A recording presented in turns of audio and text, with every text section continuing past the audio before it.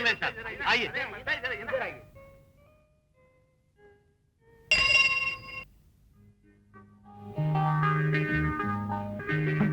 Rickshaw high court चलो।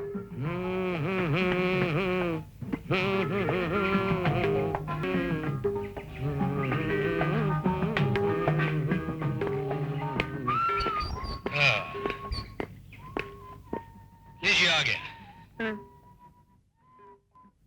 Ma'am साहब सिर्फ 2 रुपए। मैं हमेशा 2 रुपए ही देती हूँ। हाजी मेम साहब किस जमाने की बात कर रही हैं आप? ये भारत देश है, गरीबों और राजनीतिकों से भरा पूरा देश। दिन ब दिन चीजों के दाम बढ़ते जा रहे हैं, सिवाय मेहनत की कमाई के। कल जो 1 रुपए में सामान मिलता था, आज वो 2 रुपए में मिल रहा है। आज जो 2 रुपए में मिल रहा है, कल वो 20 रुपए में मिलेगा। और फिर आप ये क्यों नहीं समझते कि यहाँ का बजट बढ़ता ही रहता है, बढ़ता ही रहता है। और फिर देखिए, आप जैसे पढ़े लिखे लोगों को, हम जैसे पढ़े लिखे लोगों का ख्याल रखना चाहिए कि नहीं? पूरे शहर में एक लौता रिक्शा वाला हूँ, ओनली 1 पीस, जो एमए की डिग्री के बावजूद रिक्शा चला रहा। और आपको 2 रुपए ज्यादा देने में तकलीफ हो रही है। निकालिए 4 रुपए, 2 रुपए और निकालिए। लो। नमस्ते। हे भगवान, क्या होगा इस देश का? यहाँ रोको।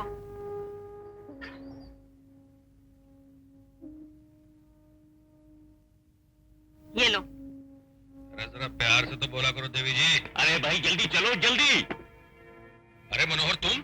अरे बातें बाद में करेंगे दोस्त, अभी तो रिक्शा भगा। मेरी जान खतरे में, कुछ लोग मेरा पीछा कर रहे हैं। अरे पीछा करने वाले तेल लेने गए यार।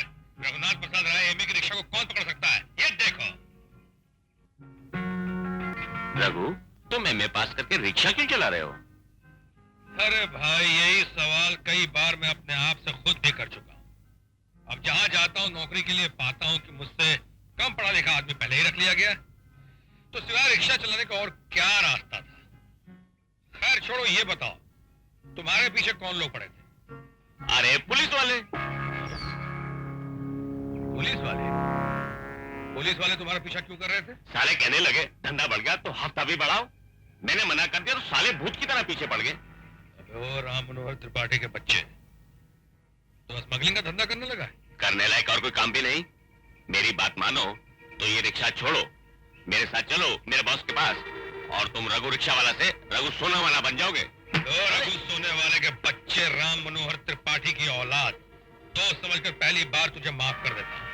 अगर दोबारा कोई ऐसी बात की ना मुझसे, तो तुझे पुलिस के हवाले में खुद कर दूंगा, समझा? फुट यार फुट।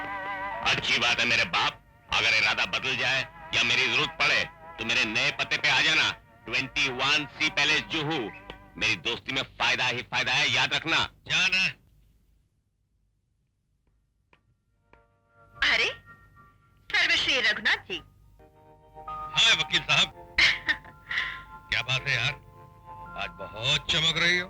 आज मैं अपना पहला केस जीत कर आई हूँ श्रीमान, और सेशन जज मिस्टर कृपाल सिंह ने मेरी इतनी तारीफ की कि सारे सीनियर वकील मेरे तरफ देखते रह गए।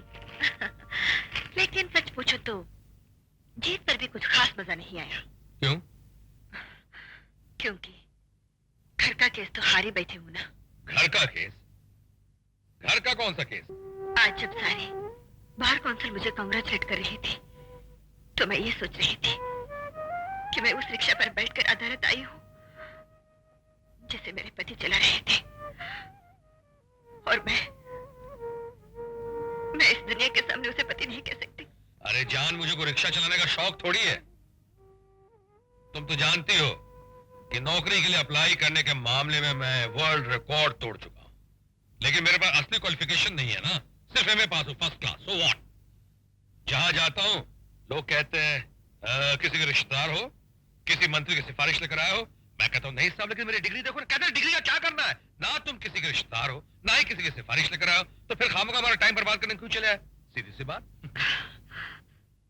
अपने दिल में इतनी कड़वाहट न भरो जान, यही अन्याय तो हमारे समाज की आधारशिला है। देखो जान, जिस दिन तुम्हारे इस जान को गुस्सा आ गया ना, मैं समाज के ऐसी तैसी कर दूंगा। ऐसे तैसे नहीं की जाती, समाज को बदला जाता है। अच्छा थूक डालो कड़वाहट को। आज रात हम कहीं बाहर चलेंगे। आज नहीं। क्यों? आज कमाई बहुत थोड़ी हुई है। तो क्या हुआ, मेरे पास तो है। नहीं जान, नहीं, ऐसी बात नहीं, ऐसी बात नहीं। देखो मैं पढ़ा लिखा आदमी हूँ, मैं पत्नी को पांव की जूती नहीं समझता और ना ही मैं औरतों के काम करने के खिलाफ हूं, लेकिन हजारों बरस पुराने संस्कारों का क्या करूं? अभी सिर्फ हमारी सोच आजाद हुई है, लेकिन हमारा पूरा का पूरा व्यक्तित्व अभी तक संस्कारों के अधीन है। अगर मुझे एमए की डिग्री गाली नहीं लगती, अगर मुझे समाज में वो जगह मिल जाती जिस पर मेरा अधिकार है, तो मैं तुम्हारे पैसों से कतई नहीं समझता। लेकिन आज तुम्हारी कमाई का एक एक पैसा मुझे और मेरे अहम को चढ़ाता रहता है। Please don't misunderstand me, please. भाभी भाभी मुझे बहुत भूख लगी है। अरे मूंगीलाल, तुझे 4 फुट 5 इंच की भाभी दिखाई देगी, ये 6 फुट 2 इंच का बड़ा भाई दिखाई नहीं दिया है? सॉरी भैया, भूख लगी है भैया। और बहुत बहुत भूख लगी है मेरे भाई, जल्दी कुछ किया जाए। हाँ, आप लोग 10 मिनट बैठिए, मैं ऐसा खाना बनाऊंगी आप बाहर का खाना भूल जाएंगे। ऐसा? ऐसा। आओ जानी आओ, मैं तुम्हें ड्रॉप कर दूंगा। अरे भाई क्यों लड़कियों को छेड़ते हो? तो क्या मैं तुम्हें छेड़ूं मेरी चंबक छल्ला? अच्छा, तुम मुझे छेड़ोगे? बड़ी खुशी से मेरी जानी। कब छेड़ोगे राजा? अभी मेरी जान, आजा पीछे बैठ जा, तुझे अभी आइसक्रीम खिला के लाता हूँ। आजा, तू भी आजा। क्यों बे? अपने आप को?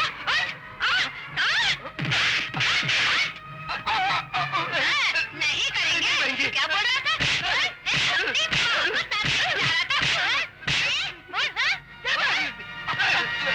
आइसक्रीम खिलाएंगे। खाली आइसक्रीम ठंडे हो गए ना? उठो कुत्ता उठो और जाकर अपनी माँ का दूध पियो, समझे?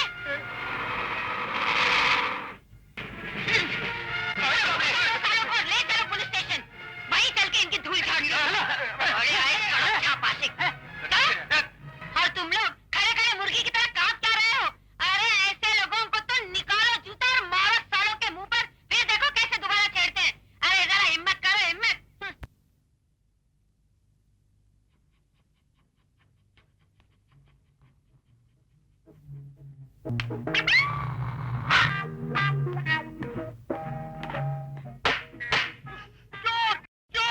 चलो चलो टोपी पहनो।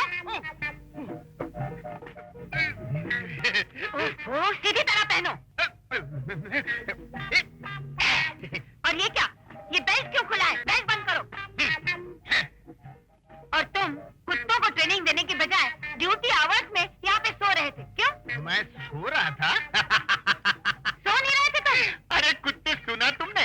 अजी कहाँ सो रहा था? ये सचमुच का सोना थोड़ी है। मैं तो सोने की एक्टिंग कर रहा था और कुत्ते को भी सिखा रहा था कि कैसे नकली सोना चाहिए, मतलब? चोर को झांसा देने के लिए। अरे भाई, जब चोर देखेगा कि कुत्ता सो रहा है तो वो खुले मन से चोरी करेगा ना। और जैसे ही वो चोरी करेगा, भैया हमारा कुत्ता लपक के उसको दबोच लेगा और सीधे चोर जेल में। ये हमारा फॉर्मूला 352। अरे गिनी बुक ऑफ रिकॉर्ड में ये फार्मूला छपेगा। स्कॉटलैंड यार्ड इसकी कॉपी करेगा। हमको पता नहीं मिलेगी। तुम्हारा फॉर्मूला मेरी समझ के बाहर है। अरे इसी समझ से हमको एक शेर याद आया। समझ समझ का फेर है, समझ सके तो समझ और ना ही समझे तो ना समझ। हे भगवान, न जाने पिछले जन्म में मैंने कौन से पाप किए थे कि तुम्हारे साथ बंध गई। तुम मेरे पति बन गए। तुम बुरे कांस्टेबल भी हो और बुरे कवि। खबरदार, जो हमारी शेरो शायरी की बुराई करी वो दिन भूल गई जब हमारी शेरो शायरी सुनकर हम पर फिदा हो गई थी। हमसे इशक किया था, हमसे शादी कर ली। अरे उस वक्त तो हम बराबर बराबर के कांस्टेबल ही थे। वो बात ठीक है कि तुम समझदार निकली, प्रमोशन हो गई और हॉट कांस्टेबल हो गई। इसका मतलब हम खराब कवि हो गए। अरे हम तो कहते हैं कि थोड़ी अक्ल इस्तेमाल करो, थोड़ी मेहनत करो कि तुम्हारी भी प्रमोशन हो। चलो अभी जल्दी से कुत्तों को ट्रेन करो। हाँ, हम ऐसे सारे कुत्तों को ट्रेन करेंगे कि उनको छठी का दूध याद आ जाएगा। और तुम भी घर पहुंचो, हम डंडा लेकर आ रहे हैं, तुमको भी ट्रेन करेंगे। प्रमोशन प्रमोशन, रात दिन प्रमोशन। ये लो।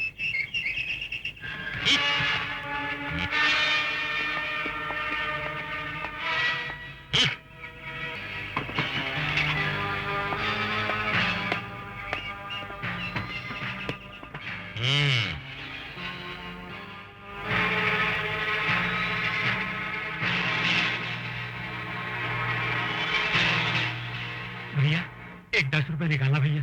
काहे के लिए? हबीब लोहा के वास्ते। नबे आया भैया। माफ करना दादा।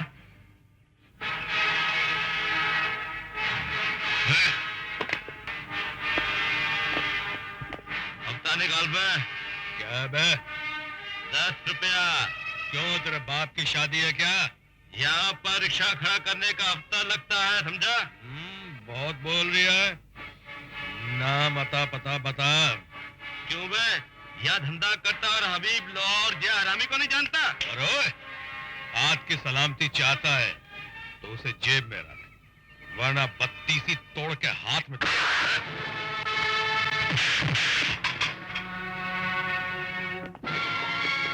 देख लूंगा। अबे जा जा चमनलाल मूंगीलाल के औलाद, चल हट। भैया वाह वाह वाह, मजा आ गया। रघु, तुम्हें रिक्शा चलाना है तो या तो ठीक से लड़ना सीखो या चुपचाप हफ्ता दो। अरे भाई तुम दिन रात मेरे रिक्शा चलाने के पीछे क्यों पड़ी रहती? कहा ना कि मैं अपने संस्कारों से मजबूर हूं, कुछ नहीं करूंगा तो टूट जाऊंगा। रिक्शा चलाता हूं तो मेरा पसीना मेरे अंदर की धधकती हुई उस आग को धीमी आंच देता रहता है कि समाज ने तुम्हारे साथ बड़ा अन्याय किया है और भगवान ने भी कुछ अच्छा सलूक नहीं किया। काश तुम्हें किसी मंत्री या उप मंत्री की बेटी बना देते तो उनकी भगवानी में क्या कमी हो जाती। हमें अन्याय के इस कीचड़ में रेंग रेंग कर जीने वाला केचुआ बनने की क्या जरूरत है। खैर छोड़ो, तुम शॉपिंग के लिए कह रही थी ना, चलो शॉपिंग करा देते। शॉपिंग कहाँ जा रही है? शॉपिंग कल करेंगे। हाँ, काल करें सो आज करें, आज करें सो अब तुम जल्दी से तैयार हो जाओ, मैं रिक्शा निकालता हूं।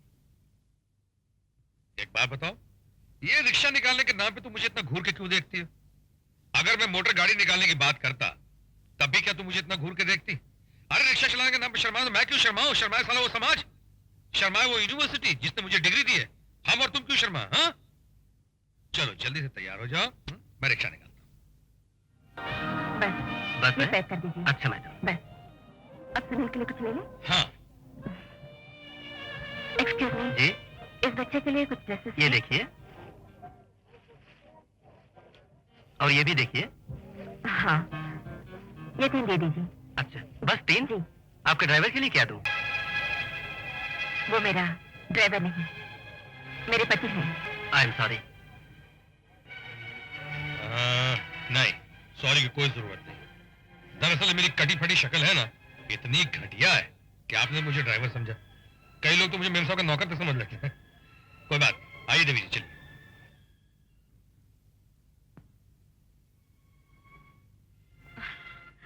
ये लो, गरम गरम चाय पियो और गुस्सा ठंडा करो। मैंने उस बात का बिल्कुल बुरा नहीं माना कि उसने मुझे ड्राइवर कहा। ड्राइवर तो मैं हूं ही, लेकिन उसकी आवाज में जो कंटेम्प्ट था वो एक तेज धार वाली छुरी की तरह मेरे दिल को चीर गया। देखो जान, जिस दुनिया में हम रहते हैं वहां गरीब आदमी की ना तो कोई पहचान है और ना ही इज्जत। अगर अभी मैं एक लंबी कार ड्राइव करता वहां पहुंचू तो वही दुकान के बाहर तक मेरा स्वागत करेगा। इस दुनिया में अगर इज्जत है तो सिर्फ पैसे की, पैसा चाहे गोरा हो चाहे काला। अगर आज मैं सुनील की बर्थडे पार्टी में किसी मंत्री को बुलाऊं तो मंत्री तो दूर से चपरासी तक नहीं आएगा, लेकिन मैंने स्मगलर के बेटे बेटी की शादी में मंत्रियों की तस्वीरें देखी। क्या बात करते हो? अगर कोई मिनिस्टर किसी स्मगलर के घर चला जाए तो इसका मतलब ये नहीं कि स्मगलर शरीफ आदमी हो गया। और क्या मतलब हुआ इसका? इसका मतलब ये है कि वो मिनिस्टर भी शरीफ आदमी नहीं है। देखो, मेरी साड़ी खराब कर दी। अरे गोली मारो इस साड़ी को, जाकर वो नई वाली साड़ी पहन लो, जाओ। वो नई वाली साड़ी भला इस साड़ी का मुकाबला कर सकती है? हाँ? आपको पता है, मेरे पति ने अपनी पहली कमाई से ये साड़ी खरीद कर दी थी। इसमें आपके प्यार की खुशबू है। हाय जान, ये गरीबी प्यार का मजा ही खराब कर देती है। तुम तो बहुत पूजा वूजा करती हो जान। तो किसी ने अपनी लक्ष्मी देवी से कहो ना, तो उन्होंने आजकल कैसे कैसे लोगों के यहाँ आना जाना शुरू कर दिया। तुम कहो तो उन घरों से जाकर लक्ष्मी देवी को वापस बुला कर ले आओ। खबरदार जो उधर का रुख भी किया तुम। तो क्या करोगी? क्या करूंगी? बोलूं? चाय नहीं पिलाऊंगी।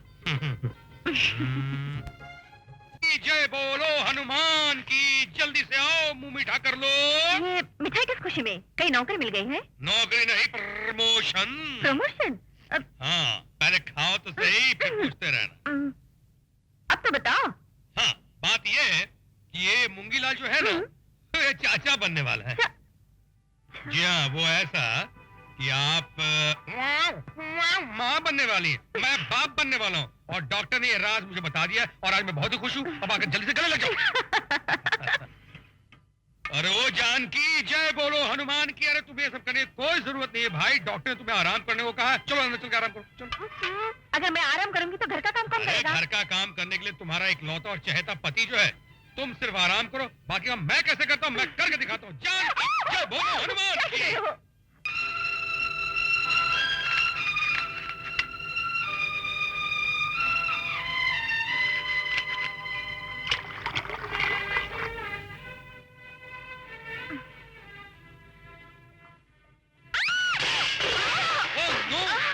जानकी, जानकी, क्या हुआ?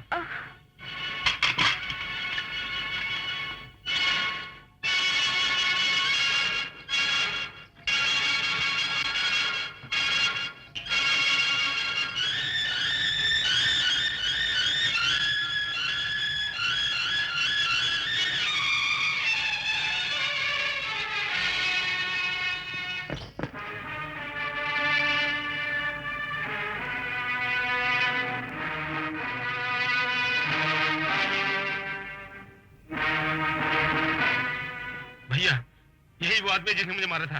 अबे खुद को लोहा कहता है और इससे हफ्ता वसूल नहीं कर सका। मेरी पत्नी की तबीयत ठीक नहीं है, उसे अस्पताल पहुंचाना है। अबे ये रास्ता अस्पताल नहीं कब्रिस्तान को जाता है। चल उतर।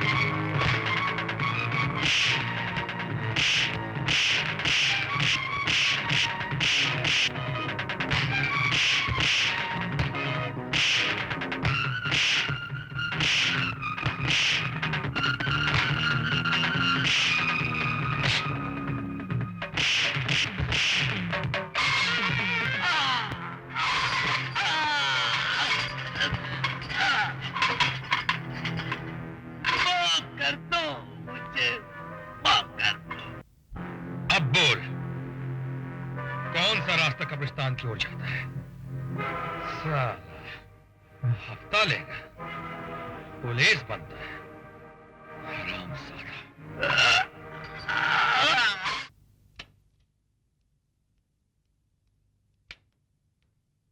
डॉक्टर साहिबा, जानकी मिसकैरेज हुआ है। आपकी बीवी की जान खतरे में है। अगर आप ये दवाइयाँ जल्दी से ले आए तो बेहतर होगा, लेकिन जल्दी कीजिएगा वरना खतरा बढ़ जाएगा। जी। 250 रुपए। क्या 250 रुपए? सर मेरी वाइफ की तबीयत बहुत खराब है, अगर ये दवाएं उसे न मिली तो। दवा देने से मैं कब इनकार कर रहा हूँ। दाम दो और दवा ले लो। भाई साहब मेरी बीवी की तबीयत बहुत ही खराब है, अगर ये दवाएं उसे वक्त पर ना मिली। दवा की दुकान पर लोग तभी आते हैं जब कोई बीमार पड़ता है। सॉरी, मैं उधार नहीं दूंगा। भाई साहब मैं आपसे विनती करता हूँ, मेरी वाइफ की तबीयत बहुत ही खराब है। देखो मिस्टर, तुम्हारी वाइफ जिए या मरे, मैं उधार नहीं दूंगा, समझे?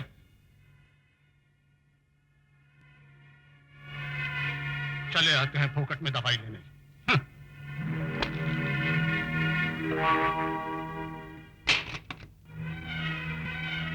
अरे रघु, तुम? यार मैं ईमानदार लोग तो छोटी मोटी मुसीबत में फंस ही नहीं सकते यार, क्योंकि सबसे बड़ी मुसीबत, या ये कहो कि मुसीबतों की माँ तो खुद ईमानदारी है।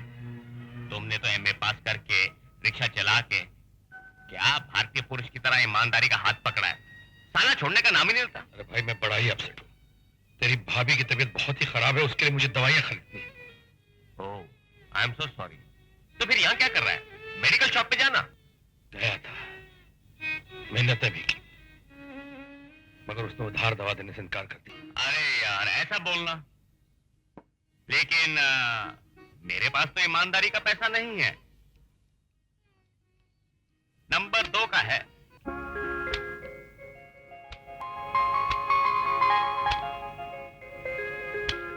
देख, तेरी भाभी की जान नंबर 2 की नहीं है। धन्यवाद। डॉक्टर साहिबा, जल्दी कीजिए, ये लीजिए दवाइयाँ। गुड, अब तुम्हारी घरवाली बच जाएगी, लेकिन अफसोस अब उससे बच्चा नहीं हो सकता। घर वाली तो बच जाएगी ना डॉक्टर साहिबा, मेरे लिए ही बहुत है। बच्चे का क्या है, बहुत से लोगों को तो औलाद ही नहीं होती, और फिर भगवान ने तो मुझे एक बेटा समान भाई पहले से ही दे रखा है। लीजिए डॉक्टर साहिबा।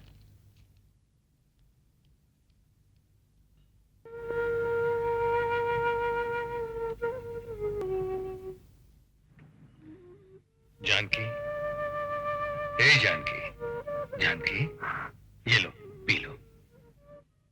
नहीं, वो जी नहीं करता। सुनो, मैं तुम्हारा दुख समझता हूं, लेकिन होनी को कौन टाल सकता है। एक तरफ भगवान ने हमें बे औलाद कर दिया,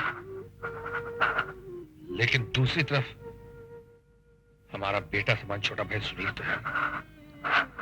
चलो हम उसी के सहारे जी लेंगे। P low.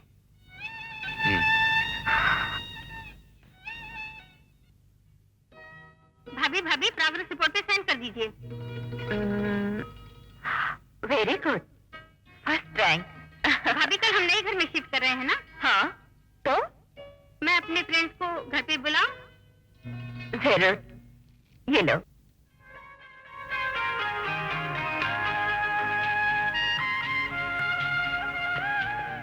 अरे आप अभी तक काम पर नहीं गए भैया? हम काम पे गए या नहीं गए, आप अभी तक घर पे क्या कर रहे हैं? स्कूल का टाइम हो गया है, चलिए स्कूल जाइए। नमस्कार रघुनाथ बाबू। आइए Munshi ji. Good morning uncle. Good morning बेटी। देखो, तंत्रनाथ मिश्रा जी की बेटी भी आगे तैयार होके, तुम लोगों के स्कूल जाने का वक्त हो गया है, फौरन निकलो। चलो रश्मि। सच कहता हूँ साहब, आप तो तकदीर लिखवा कर लाए हैं, बिना हाथ पैर हिला ही सब कुछ मिल जाता है। जुबान बहुत लंबी हो गई है आपकी तंत्रनाथ मिश्रा जी, अपनी औकात पे रहा। नमस्ते मैडम। नमस्ते। मुंशी जी, चंद्रमुखी वर्सेस कालीचरण की फाइल रखी है ना? ये भी कोई पूछने की बात है? उस केस की तो आज तारीख है। वैसे मैं घर से हर फाइल लेकर निकलता हूँ। अच्छा, रघु, तुम्हारा क्या प्रोग्राम है? कुछ नहीं। अच्छा, मैं चलती हूँ। Take care of yourself.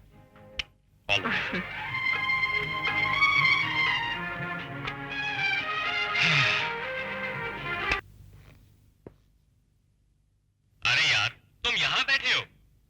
तो आपको भी मेरा इस तरह से घर में बैठना अच्छा नहीं लगता? कोई बात नहीं। आइए, आज घर का रास्ता कैसे भूल पड़े? यार भूला नहीं, सुबह से तुम्हारी तलाश कर रहा हूँ। रिक्शे के हर अड्डे पे तुम्हें ढूंढा, जब कहीं नजर नहीं आए तो यहाँ चला आया। आज काम पर नहीं गए? नहीं, काम पे नहीं गया। मगर तुम्हें क्या काम है, बोलो। मुझे तुम्हारी मदद की जरूरत है। मेरी मदद? कैसी मदद? देखो रघु, दोस्त ही दोस्त के काम आता है। उस दिन तुम परेशान थे तो मैंने तुम्हारी मदद की। आज मैं मुश्किल में हूँ और तुम उसे आसान कर सकते हो। यार अगर ऐसी बात है तो बोलो, जान हाजिर है। अरे यार, जान नहीं चाहिए। ये बैग इस पते पे पहुंचा देना, बड़ी मेहरबानी होगी। मगर भाई इस बैग में है क्या? अरे यार, मुझ पर विश्वास करो। और यार, जब मदद करते हैं इस तरह सवाल जवाब नहीं करते। अरे भाई, इसमें इतना टची होने की क्या जरूरत है? ठीक है, पहुंचा दो।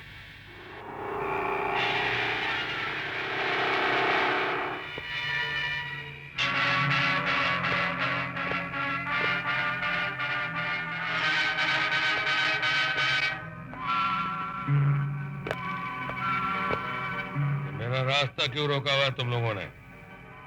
बैग इधर ला पहले। माल? ओहो, माल चाहिए? हाँ, शाबाश। तू तेरे बाप का माल है, मैं दे दूं? अरे माल निकाल, माल। अरे भाई, चल दूर हट, मैं इनकी तरफ भटकियों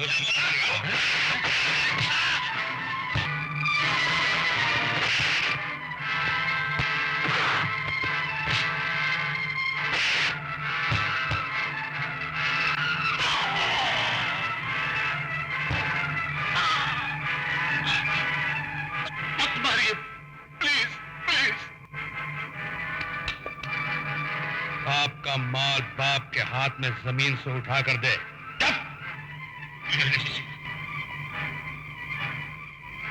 साला विदेशी टकला। हाय रब्बा। एक्सक्यूज मी मैडम, हमने थोड़ी पी रखी है। हाँ, मगर तुम अब तक सोई नहीं। देखिए वकील साहब, हम आपके खतावार हैं, आप हमें माफ कर दीजिए, लेकिन आप हमारा इंतजार मत किया कीजिए।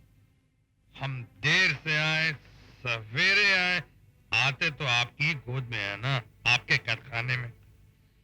भाई हम तो उड़ती पतंग की तरह है, कितना भी ऊंचा उड़ जाए, उसकी डोर तो हमेशा आपके ही हाथ में रहती है। बहुत दुखी हो इस दौर से।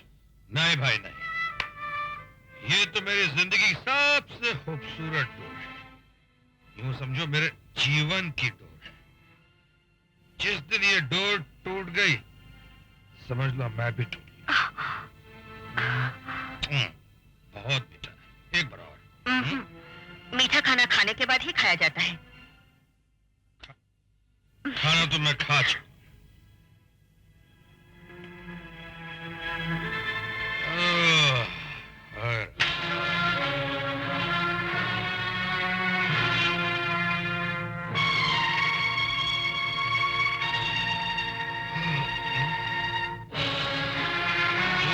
बचपन का दोस्त मिल गया था, जो आज बहुत बड़ा बिजनेसमैन बन गया। कौन है वो दोस्त? अरे वो त्रिपाठी मेरे साथ स्कूल में पढ़ता था, लेकिन आज उसका स्वभाव बिल्कुल नहीं बदला। आज के जमाने में ऐसे दोस्त कहाँ मिलते? हाँ, कहाँ मिलते हैं? दावत भी खिलाते हैं, दारू पिलाते हैं और नोट भी देते हैं। अरे भाई, ये नोट उसने नहीं दिए हैं, ये तो मैंने रात भर के लिए मांगे हैं। क्यों? सिर्फ ये देखने के लिए कि जब माल जेब में हो तो नींद कैसी आती है। अभी ये रुपए त्रिपाठी को दे दो। क्यों? मांगे की नींद सोने से क्या फायदा? हाँ, मेहनत करते हो तो इतनी गहरी नींद सोते हो कि करवट तक नहीं लेते। तुम्हें इन नींद की गोलियों की जरूरत नहीं है। समझ? क्या समझे? यही कि तुम नहीं चाहती कि मेरे पास पैसा हो। अगर मेरे पास पैसे हो गए, इसका मतलब है तुम्हारा इस घर में डिमोशन हो जाएगा। तुम्हारा वो मधुबनी वाला मुंशी जी, क्या नाम उसका? हाँ, तंत्रनाथ मिश्रा, वो मेरा अपमान नहीं कर सके। दुकानदार को तुम्हें ये कहने की जरूरत नहीं पड़ेगी, मैडम अपने ड्राइवर के लिए भी कुछ खरीद लीजिए। और तुम्हें उस दुकानदार को ये कहने की आवश्यकता नहीं पड़ेगी कि ये मेरा ड्राइवर नहीं, हस्बैंड है। ऐ शाबाश, उस दुकानदार ने उस दिन घर वालों से जाकर कितनी कितनी तुम्हारी तारीफ की होगी कि भाई पत्नी हो तो जान की देवी एडवोकेट जैसी।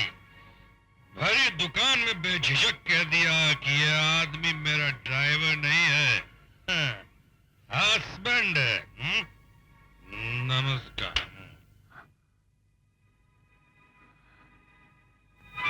ये तो सुना था कि शराब कड़वी होती है, पर ये नहीं पता था कि इतनी कड़वी होती है, पीने वाले की आवाज को भी कड़वा कर देती है।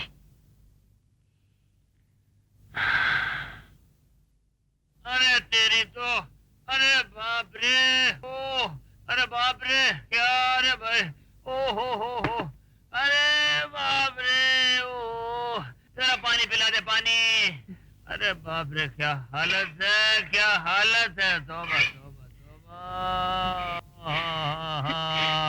तुम्हारी हालत बता रही है कि आज तुम मुझे जरूर कोई खुशखबरी देने वाले हो। लगता है किसी को पकड़ने में आपने बहुत भाग दौड़ की है। बहुत भागा, बहुत भागा। कभी वो पीछे, कभी मैं आगे, कभी मैं पीछे, कभी वो पीछे, और कभी मैं आ गया। मैं तो जानती थी कि अब तो तुम्हारा प्रमोशन जरूर होगा। अच्छा ये तो बताओ जी, कौन था वो? मेरा कुत्ता। तुम्हारा कुत्ता? अरे तो उसके पीछे भागने की क्या जरूरत थी? अरे जब हमारा ट्रेन किया हुआ पालतू कुत्ता हमरा ही डंडा लेकर भाग रहा था तो हम क्या करते? तुम्हारा कुत्ता हाँ? तुम्हारा डंडा लेकर भाग रहा था और तुम उसे पकड़ नहीं पाए। अरे 2-3 बार। अरे जब अपने कुत्ता को पकड़ नहीं पाए तो जिंदगी में क्या खाक पकड़ पाओगे? अरे एक दिन कुछ याद भी है? कल डॉग इंस्पेक्शन के लिए इंस्पेक्टर साहब आ रहे हैं, उन्हें क्या दिखाओगे? अरे कल तो आने तो हम दिखा देंगे अपनी ट्रेनिंग वाले डंडे का कमाल। कौन रोकेगा ससुरा हमारी प्रमोशन। बात है राजा बाबू पहलवान, मुंह लटकाए क्यों बैठो भैया? बड़े चक्कर में फंस गया हूँ यार। क्या हो भैया? तुम्हारे हाथ जो बैग भेजा था ना, उसमें से माल कम निकला। क्या बात कर रहा है दोस्त? ऐसा हो ही नहीं सकता। वो तो मैं भी जानता हूँ, मगर अरे अगर मगर कुछ नहीं तो सही सामान रखने में कुछ भूल हो गई होगी। अरे भैया वो कहावत नहीं सुनी, खेत खाए गधा और मार खाए चुलाहा। बॉस लोगों की गलती भी हमारे माथे पड़ती है। वो सोचता है कि सामान मैंने चुराया है। तेरा बॉस पहले नंबर का पागल है। साला कल ये चोरी का शक मुझ पे भी आ सकता है ना, क्योंकि सामान तो मैंने दिया था। एक काम कर, मैं तेरे साथ चलता हूँ। बोल कहाँ चलना और कब चलना, बोल। किसी न किसी ने तो चोरी की है, और जमाल क्या हवा खा गई। मुझे सिर्फ मनोहर पर ही नहीं, दूसरों पर भी शक है, और जब तक असली चोर का पता नहीं चल जाता, मुझे हर आदमी पर शक रहेगा। तुम लोगों की खोजबीन का क्या नतीजा निकला? Hi dad. हाय आओ बेटे आओ, कुछ पता चला? डैड, मेरे ख्याल में ये मनोहर की हरकत है। तुम लोग जाओ। Okay boss. तुम्हारा ख्याल गलत भी हो सकता है बेटे, क्योंकि मनोहर इतना बेवकूफ नहीं है कि जो माल उसे डिलीवर करने के लिए सौंप दिया गया हो, उसी में से चोरी करके अपनी जान का दुश्मन बने। तो क्या मैंने चोरी की है? शाबाश शाबाश, गुड थिंकिंग। देखो बेटे, मैंने खुद माल तुम्हें दिया, तुमने वही माल मनोहर को दिया, इसलिए चोरी उसने नहीं की, तुमने की है। Am I right? शाबाश शाबाश, यही तो परेशानी है। लेकिन सब जानते हैं कि चोरी हुई है, किसी न किसी को तो मौत की सजा देनी ही पड़ेगी, वरना लोग समझेंगे कि हम ढीले पड़ गए हैं।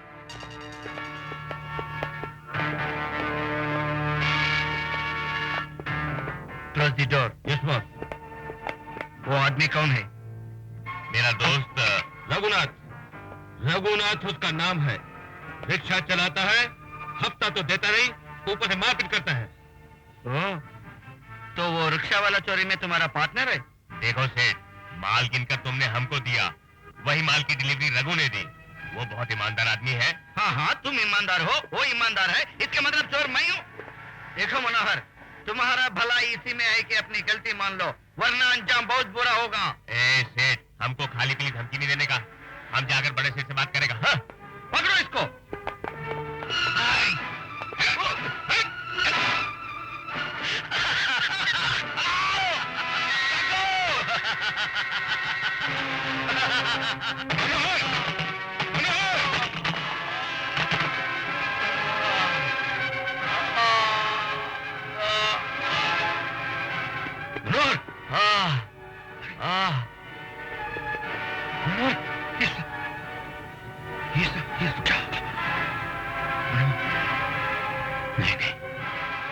योर ऑनर, मुलजिम सुरेंद्र लाल इस शहर के नहीं बल्कि देश के बाइज्जत बिजनेसमैन दर्शन लाल का बेटा है।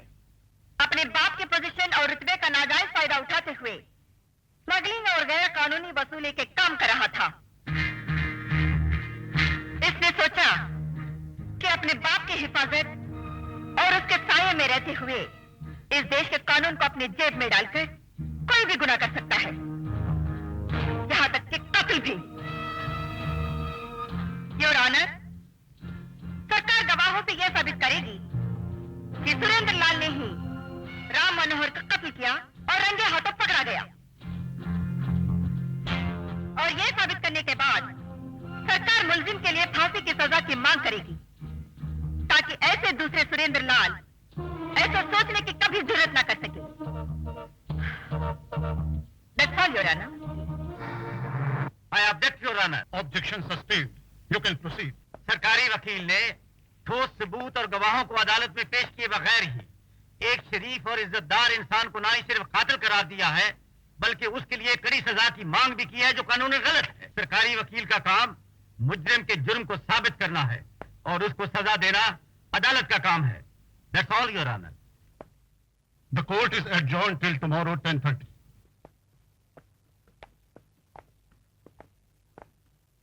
वकील साहब घर पर हैं? जी आप उनसे जाकर कहो कि दर्शन साहब आए हैं। जी अच्छा। नमस्कार वकील साहिबा। नमस्ते। क्या मैं पूछ सकती हूँ कि आपने यहाँ आने की तकलीफ क्यों की? तकलीफ कैसी? मैं तो यहाँ अपने बेटे की भूल का प्रायश्चित करने आया हूँ, आपकी मदद मांगने आया हूँ, अपने बेटे की जिंदगी की भीख मांगने आया हूँ। मैं इस मामले में आपकी कोई मदद नहीं कर सकती। मेरे हाथ में कुछ नहीं है। फैसला कोर्ट और जज के हाथ में है। शाबाश, शाबाश। वो तो ठीक है जानकी देवी, लेकिन मेरे बेटे के जुर्म को साबित करना या न करना तो आपके हाथों में है। जज तो अपना फैसला अदालत में हुई बहस के मुताबिक देता है। आप अपने सबूत और गवाहों के जरिए मेरे बेटे को कातिल साबित करने की बजाय उसे बेगुनाह साबित कर सकती है। अगर आप ऐसा करते जानकी देवी जी, तो ये नाचीज न सिर्फ सारी जिंदगी आपका एहसानमंद रहेगा, बल्कि आपके लिए तरक्की के रास्ते भी खोल देगा। आप सरकारी वकील से जज और जज से चीफ जस्टिस भी बन सकती है। जी हाँ, और आपको किसी किस्म की कमी महसूस नहीं होने देगा। कहिए, कितना पेश करूं? आप अपने रुतबे और पैसे की ताकत से मुझे खरीदने आए हैं? नहीं नहीं, ये आप कैसी बातें कर रही हैं? मैं तो अपने बेटे की जिंदगी की भीख मांगने आया हूँ। कहिए 1 लाख, 2 लाख? आप 10 लाख तक पहुँच जाए तो भी मैं इंटरेस्टेड नहीं हूँ। 15 लाख ले लीजिए। देखिए, ना तो मैं बिकाऊ हूँ, ना ही इस देश का कानून। Now you can go. Janaki Devi ji, Janaki Devi ji, अगर मेरे बेटे को फांसी देने से उस मनोहर को दोबारा जिंदगी मिल सकती है, तो फिर सुरेंद्र तो क्या, मैं भी फांसी चढ़ने को तैयार हूँ। देखिए, आप अपना और मेरा वक्त जाया कर रही हैं। जानकी देवी, आप एक मजबूर बाप के दिल के रोने की पुकार सुनिए। जरा सोचिए, अगर मेरे बेटे को सजा हो गई तो उस बेचारी मासूम लड़की का क्या होगा, जिसकी शादी अगले महीने मेरे बेटे से होने वाली है। वो तो रो रो कर अपनी जान दे देगी और दुनिया वाले उसे कहेंगे कि डायन शादी से पहले ही अपने खामद को खा गई। मैं अपने होने वाली बहू की जिंदगी की भीख आपसे मांगता हूँ। 20 लाख ले लीजिए। मिस्टर दर्शनलाल, आप यहाँ से तशरीफ ले जाइए, वरना मैं पुलिस को बुलवाकर रिश्वत देने के जुर्म में मैं आपको जेल भेज दूंगी। देखिए, ऐसे गेट आउट। शाबाश, शाबाश। जानकी देवी, मेरी भी थोड़ी बहुत पहचान है। अपने बेटे को बेगुनाह साबित करने के लिए मेरे पास और भी रास्ते हैं, लेकिन आपको आप पर इनकार बहुत महंगा पड़ेगा। I said get out and get out. याद रखना। Proceed Mrs Roy. Your honour, इस केस में सरकार के पहले गवाह श्री रघुनाथ प्रसाद राय हैं। उन्हें बुला दीजिए। रघुनाथ राय हाजिर हो, रघुनाथ राय हाजिर हो, रघुनाथ राय हाजिर हो।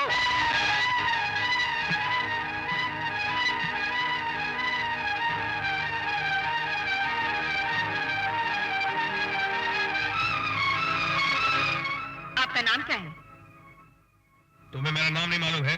जो पूछा जाए उसका जवाब दीजिए। अरे आपका नाम क्या है? रघुनाथ प्रसाद राय। क्या काम करते हैं? जी पहले रिक्शा चलाता था, आजकल बेकार हूँ आपकी दया से। 12 मार्च की शाम, आपको याद है? जी हम तो कोई बात भूलते ही नहीं, यही खराबी है। गुड।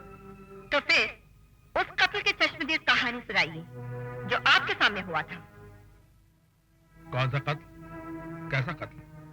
मिस्टर रघुनाथ राय। वकील साहिबा, हम कसम खा चुके हैं कि हम जो कहेंगे सच कहेंगे और सच के सिवा कुछ नहीं कहेंगे।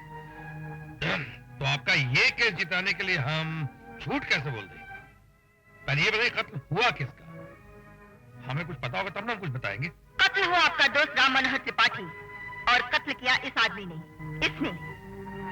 हमने तो आज से पहले इस आदमी को कभी देखा तक नहीं।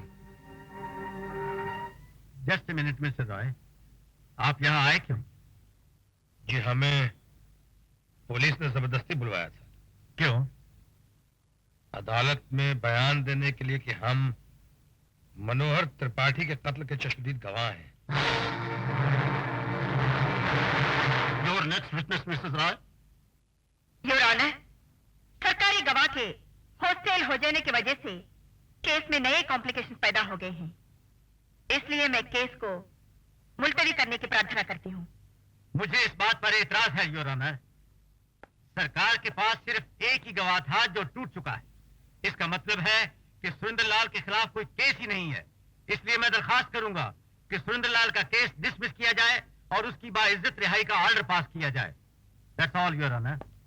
योर ऑनर, केस अभी खत्म नहीं हुआ। मैं गवाह से कुछ सवाल पूछना चाहती हूँ। Permission granted.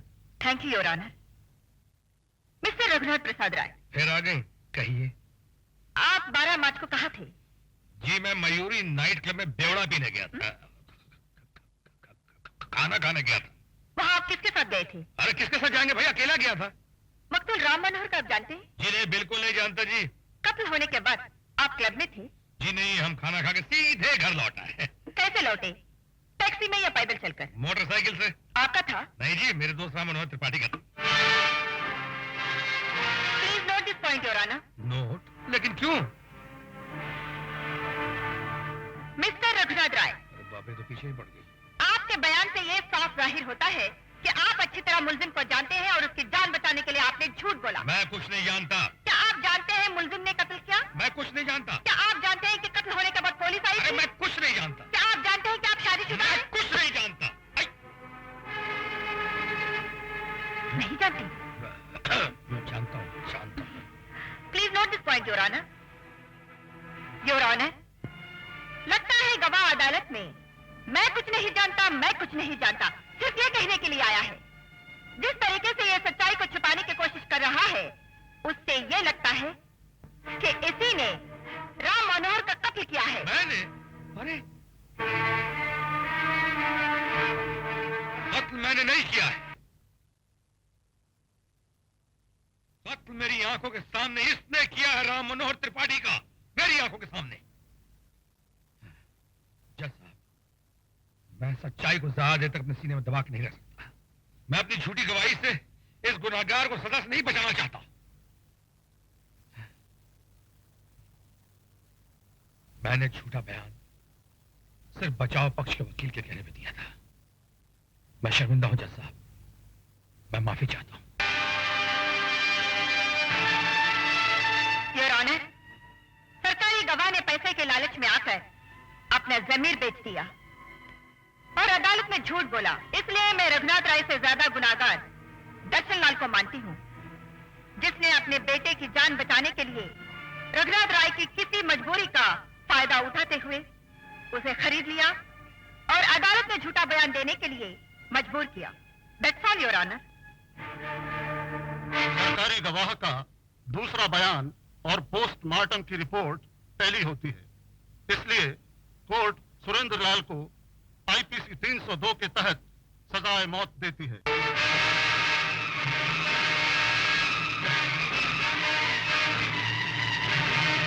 और रघुनाथ को वार्न करती है कि अगर दोबारा ऐसी गलती की तो कोर्ट उन्हें माफ नहीं करेगी।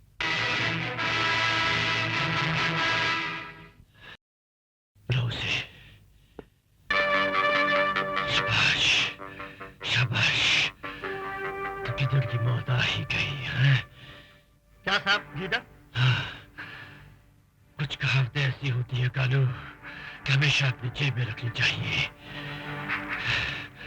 बड़े बूढ़े कह गए हैं कि जब कीचड़ की मौत आती है तो वो शहर की तरफ भागता है, लेकिन रघुनाथ राय की मौत आई है तो वो सीधा दर्शन लाल की तरफ भागा है।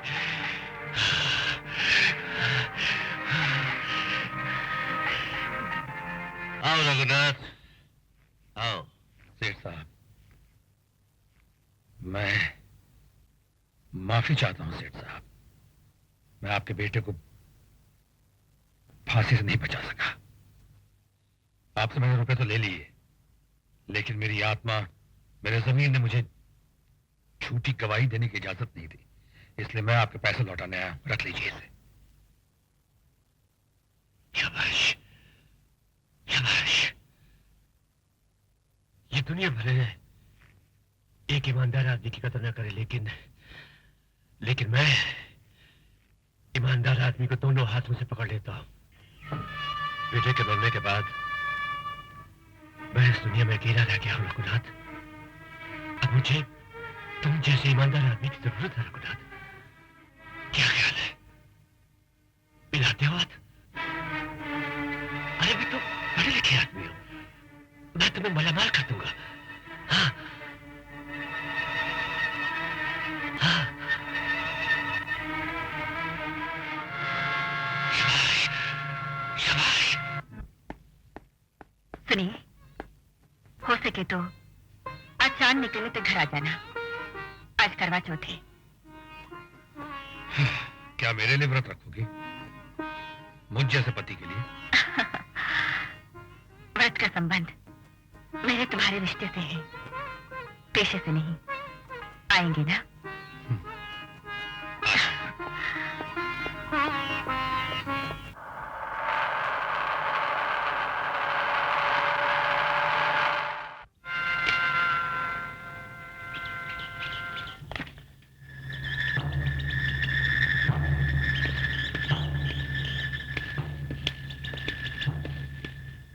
मनीलाल गुप्ता।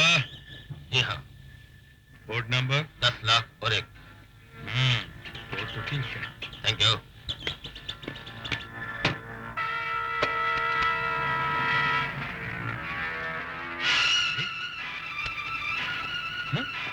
साला।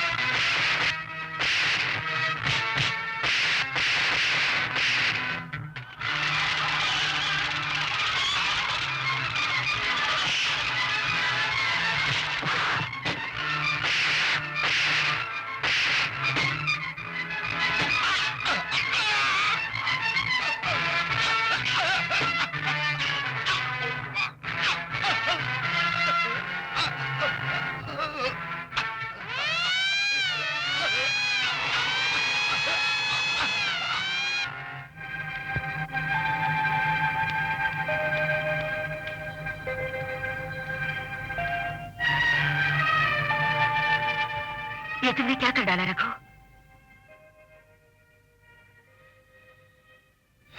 अगर एक सरकारी वकील मुजरिम से यह सवाल कर रहा है तो मैं कोई जवाब नहीं देना चाहता। रखो, मैं सरकारी वकील की हैसियत से नहीं, एक पत्नी के नाते आई हूं। मैं सिर्फ तुम्हें इतना ही बताना चाहती हूँ कि जिस रास्ते पर तुम चल पड़े थे वो सीधा यहाँ तक आता है। मैं जानता हूँ। देखो रघु, अगर तुम मुझे सब कुछ सच सच बता दो तो शायद तुम्हारी मदद कर सकूं। जानकी, जिन्हें खुद पे भरोसा हो दूसरों से मदद नहीं मांगते। रघु, ये जिद करने का वक्त नहीं है। देखो जानकी, एक दिन तुमने खुद कहा था कि अगर मैं किसी मुसीबत में फंस गया किसी दिन तो तुम मेरी कोई मदद नहीं करोगी।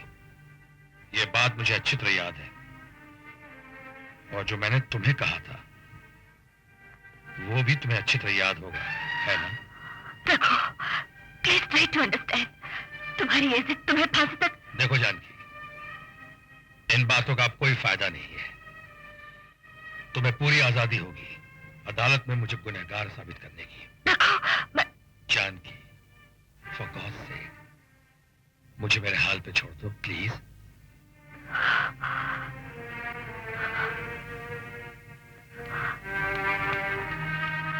नहीं जानू, नहीं। रघुनाथ को इस मर्डर के लिए फांसी नहीं लगनी चाहिए। कुछ भी करो, लेकिन उससे उस कार कोठरी से निकालकर यहाँ मेरे पास लेकर आओ।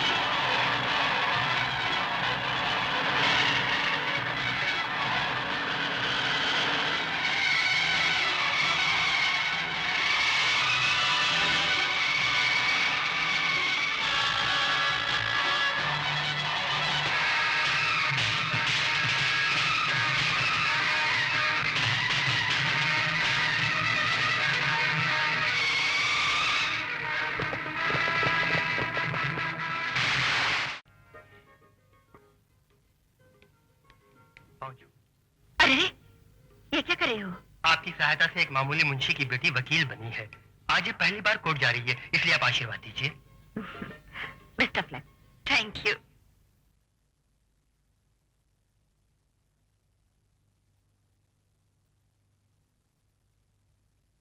अदालत की कार्रवाई शुरू की जाए। योर ऑनर, मुलजिम सहदेव बाबू भेड़ की खाल में एक भेड़िया है। एक मिनिस्टर का बेटा होने के नाते इसने अपनी पोजीशन का नाजायज तौर पर फायदा उठाया है। गरीबों और जरूरतमंद लोगों तक पहुंचने वाली चीजों को इसने ब्लैक मार्केट में बेचकर लाखों रुपए कमाए हैं। देश के कायदे कानून को बच्चों का खिलौना समझकर उनसे खेला है। ईमानदार सरकारी अफसरों को अपनी उंगली पर नचाया है। अपनी पोजीशन और ताकत बनाए रखने के लिए मुलजिम ने रामपुर में कौमी दंगे कराए, जिनमें 20 बेगुनाह लोगों का और 4 पुलिस अफसरों का खून बहा। मैं अदालत से दरख्वास्त करती हूँ, ये सब नजर में रखते हुए मुलजिम को सख्त से सख्त सजा दी जाए। ये अदालत वकील इस्तिगासा से पूरी तरह सहमत है। न सिर्फ मुलजिम सहदेव बाबू ने सरकार को धोखा दिया है, बल्कि जनता को भी लुटा है।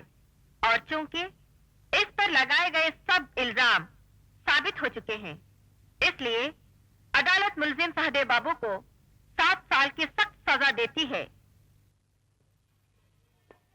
मुबारक हो रश्मि। थैंक यू बाबा, मैं ये केस जीत गई हूँ। बेटी, भगवान की दया और जानकी देवी के आशीर्वाद से तुम्हारी जीत निश्चित थी। आंटी पहली जीत मुबारक हो Rashmi. Thank you aunty. Aunty, वो सुनील नहीं आया? लगता है वो मेरी जीत में शामिल नहीं होना चाहता। अभी तो पुलिस ऑफिसर बन गए ना, कहीं काम में फंस गया होगा।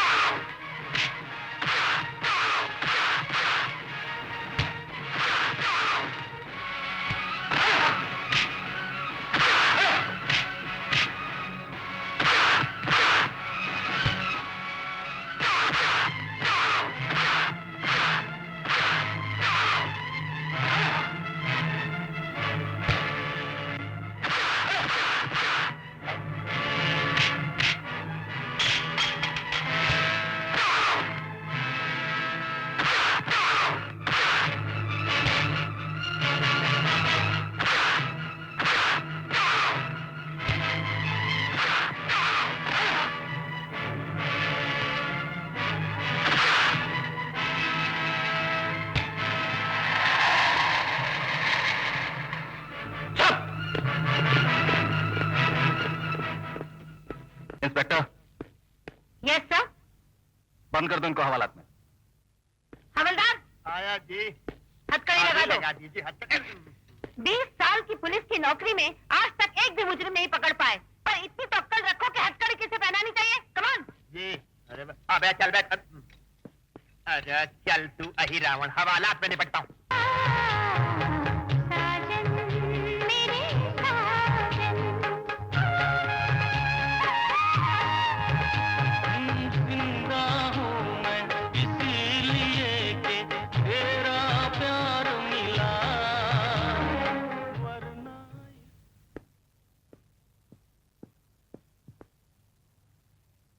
भाभी,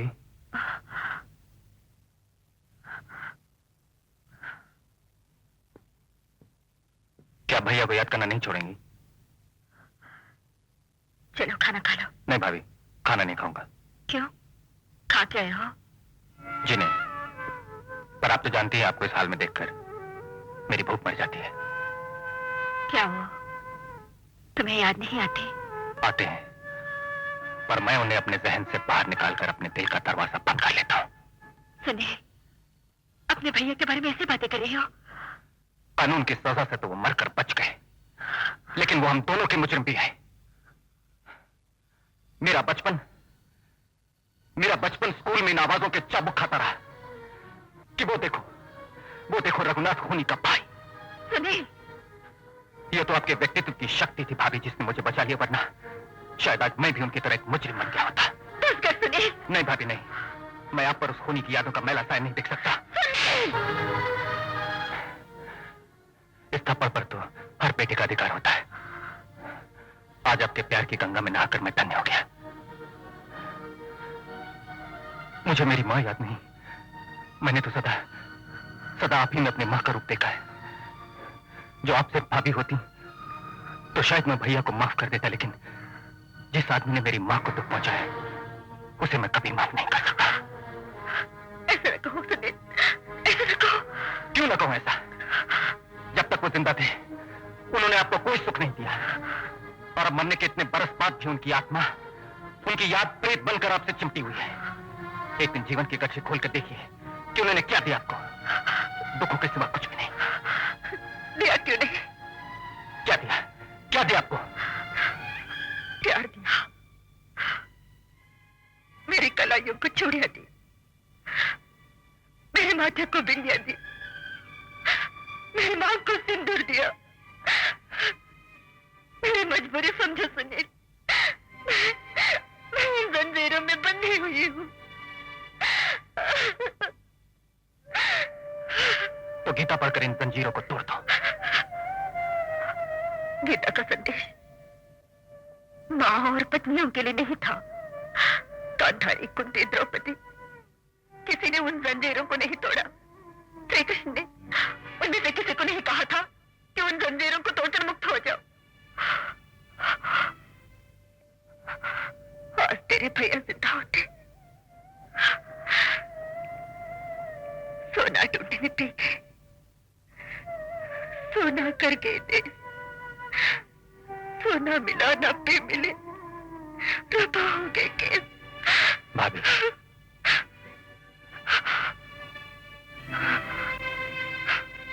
उन्हें भूल मत सुनील। न लड़ उनकी यादों से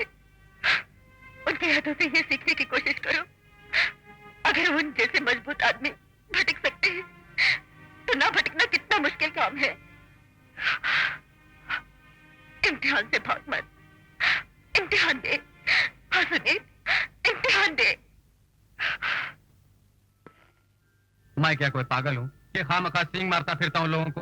अरे बस रहने दो, तुम पुलिस वाले तो छुटे सांड हो रहे हो, सींग मारते फिरते हो। कत्ल कोई और करता है, सजा किसी और को दिलवा देते हो। और तुम वकील लोग क्या करते हो? बेच खाते हो अपने क्लाइंट को। कोई गरीब आदमी बेचारा मुकदमा लड़ने की तो सोच ही नहीं सकता। मैजिस्ट्रेट के लिए पैसे लेते हो और खुद डकार जाते हो। डकार जाते हैं, शर्म नहीं आते वकीलों के लिए ऐसे बेतुकी उड़ाते हुए? अरे हम लोगों ने आज तक समाज को डूबने से बचा रखा था जनाब, वरना आप पुलिस वाले तो कब का चट कर चुके होते।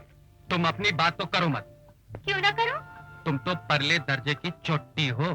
क्या क्या कहा? कसम खा के कह दो कि तुमने मेरा दिल नहीं चुराया, और जब मैं कहता हूँ लेडी मेरा दिल वापस कर दो तो आनाकानी कर जाती हो। याद नहीं कहाँ रखा है, कल ले लेना, परसों ले लेना। बट रुको, जाते कहो। मेरा तो भी छोड़ नहीं आज। ये क्या हो रहा है? हाँ वो बताओ ना कहाँ गए? हाँ शर्मा क्यों रही? बताओ ना भाभी को कि पुलिस वाले खाना तो खाते नहीं, बस रिश्वत खाते हैं दोनों वक्त। यही कह रही। और तुमने जो वकीलों के लिए कहा वो कुछ नहीं है क्या? कहना किसने शुरू किया था? भाभी इसी ने कहना शुरू किया था। हर पेशे में अच्छे और बुरे दोनों तरह के लोग होते हैं। भाभी मगर मगर नहीं। Objection is over. Thank you your honour. अब ये अदालत फैसला करती है कि शाम की चाय पी ली जाए। आप आते हैं किचन में क्यों घुस जाती हैं? आपकी नौकरानी तो सिर्फ मटर गश्ती करती रहती है। ये लाड सब तब तक निवाला नहीं तोड़ते जब तक मैं खाना ना बनाऊं। ये तो क्लियर कंटेम्प्ट ऑफ कोर्ट हो गई है। क्या करूं? कंटेम्प्ट ऑफ ममता नहीं कर सकती ना। तुम आ जाओ तो इस चूल्हे चक्की से पीछा छूट जाएगा।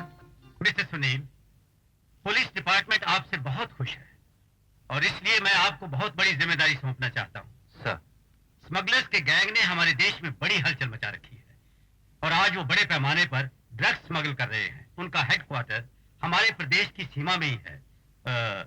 ये फाइल पढ़ लीजिए और जितनी जल्दी हो सके उन स्मगलर्स को कानून के हवाले कर दीजिए। I'll try my best. I wish you all the best. खाना टेबल पे लगा दो बीबी जी। नहीं, सुनील के बगैर खाने को जी नहीं करता। उसे आने दो। अरे ये बरसों बाद भाभी का पाँव कैसे अड़ा गया?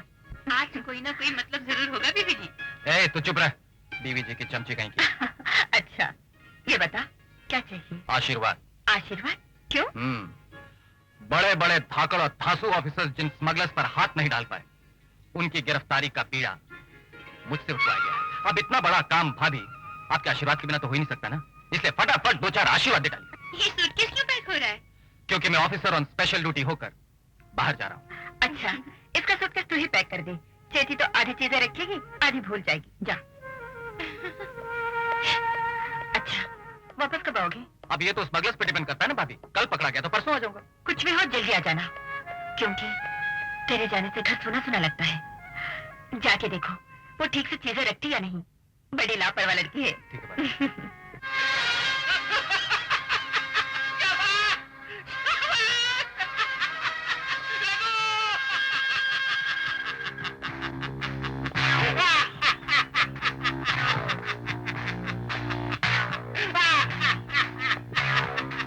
क्या बात है सेठ साहब, किस पे इतना हंस रहे हैं? जो पुलिस की वर्दी पहन कर निकला है एक शेर का शिकार करने के लिए। लो तुम भी देख लो इसे। किसकी तस्वीर है? तुम्हारे भाई की, सुनील राय की। मेरे भाई की?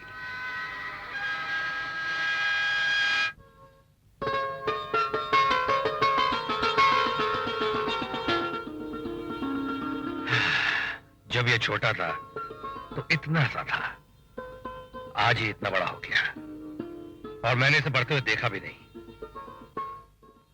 वक्त कैसे बीत जाता है सेठ साहब। और गौर से देखो रघुनाथ इसे, क्योंकि ये तुम्हें पकड़ने आ रहा है। हाँ। जब ये इतना बड़ा हो गया सेठ साहब, तो मेरी जान की तो सोना ढूंढन पी गए, सूना कर गए देश, सोना मिला न पी मिले, रूपा हो गए केस। शाबाश, शाबाश। अरे भाई कमाल है, तुम अभी तक उसकी यादों को अपने सीने में समेटे हुए हो और वो शायद तुम्हें याद भी नहीं करती होगी। ऐसा क्यों कह रहे हैं सेठ साहब? मैं ठीक कह रहा हूं रघुनाथ। भूल गए वो दिन जिस दिन तुम्हारी नकली मौत हुई थी। तुमने खुद आकर मुझे बताया था और तुम्हारा बताया वो एक एक शब्द मेरे दिमाग में पत्थर की लकीर की तरह खुद चुका है। उस रात के अंधेरे में जब तुम छुपते छुपाते अपने घर पहुंचे थे, तो तुम्हारी बीवी जानकी देवी एडवोकेट कुछ पत्रकारों से बातचीत कर रही थी।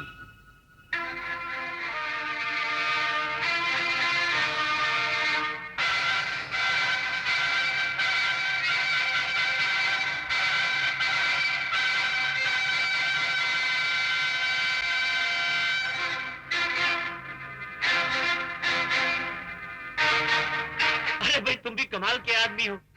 उस औरत को याद कर रहे हो जिसने मुझे खुद ये बात दिन रात बिच्छू की तरह डंक मारती रहती है और आप मुझे हमेशा यही बात याद दिलाते रहते हैं।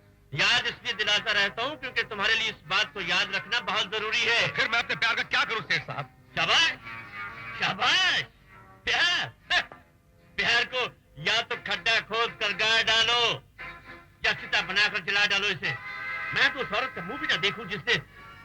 खैर छोड़ो उसे, जाओ जाकर अपना काम संभालो और सोचो, अगर उसके पल्लू से बंधे रहते तो आज तक सिर्फ रिक्शा चला रहे होते, सिर्फ रिक्शा। तो फिर मैं सुनील को भी भूल जाऊं?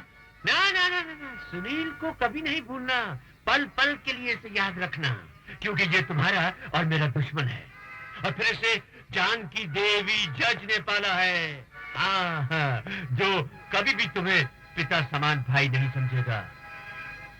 उसके लिए तुम हमेशा सिर्फ एक क्रिमिनल रहोगे।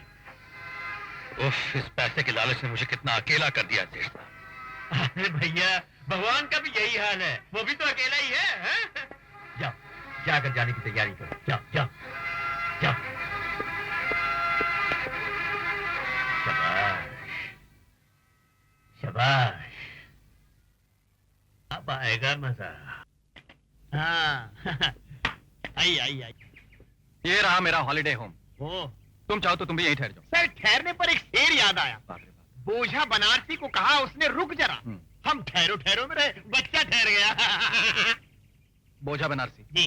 तुम अपनी ये शेर सुना सुना के मुझे बोर न क्या करो। ओके सर, पद्य न सही गद्य सुन लीजिए। किसी ने कहा है पुलिस के काम में 1 से 3 भले। 1 से 3 भले। आप जरा मेरी थानेदारनी को यहाँ बुलवा दीजिए ना। तुम्हारे थानेदारनी की कोई जरूरत नहीं है। अरे तुम कैसे आ गई? हवाई जहाज से। हवाई जहाज से वो तो ठीक है, मगर क्यों? Orders mister Sunil Prasad Rai SP, orders. Orders? किसके ऑर्डर्स? Home government. आंटी ने कहा कि एसपी साहब अपना बटुआ भूल गए हैं। घूस तो खाते नहीं तो पेट पूजा कैसे करेंगे? हाँ। इसलिए हवाई जहाज पकड़ा और आ गई। हाँ, आप जरा ऐसे ही हंसते हंसते बोझा उठा के अंदर आ जाइए। Yes sir. ये ड्राइवर भाई, पीछे आओ, साहब का सामान। अब बस ये तो अच्छा किया तुम मुझसे पहले आ गई। खाने पीने का इंतजाम किया है कि नहीं? हिंदुस्तान में आजादी के बाद भी औरत बेचारी रसोई में कैद है। फिर जनाब को पता होना चाहिए, अभी तक हमारी शादी नहीं हुई। हाँ। तुम भी मेरे साथ रसोई में चलो, नहीं तो मैं कुछ नहीं पकाने वाली। मैं कुछ नहीं पकाऊंगी। हाँ, आइए आइए बोझा बनारसी जी, बहुत वक्त पर आप अंदर आ गए। ये बोझा उतारिए और भोजन बनाने किचन में चलिए। मैंने उनसे कुछ नहीं कहा, तुम चलो किचन में। अरे दोनों गए किचन में, अब क्या खाना बनेगा? अरे बोझा बनारसी, तुझे ढाबे में चल के खाना पड़े। चलो। हाँ ठीक है ओके ओके। हाँ रघु, आज शाम को रॉबर्ट रॉयल शेफ होटल खार में आने वाला है। उसे मिलने के लिए तुम्हें जाना पड़ेगा क्योंकि असाइनमेंट बहुत बड़ा है। ओके, चला जाऊंगा। शाबाश शाबाश।